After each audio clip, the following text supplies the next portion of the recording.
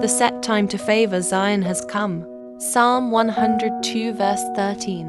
This is my season of change, and it's your season to emerge. Every closed door is being flung wide open by the hand of the Almighty. Where darkness once overshadowed, now the glory of God rests heavy and bright, wrapping Zion in divine light. Ancient gates are lifted, everlasting doors swing open, and the people of God rejoice, because favor has found its appointed time. No delay, no denial. Heaven has spoken. The season to favor Zion is now. When God lifts the ancient gates, nothing can shut what He opens. Favor flows where His presence rests. Declare it aloud. I emerge in God's timing. Pray it, believe it, and walk boldly through every open door.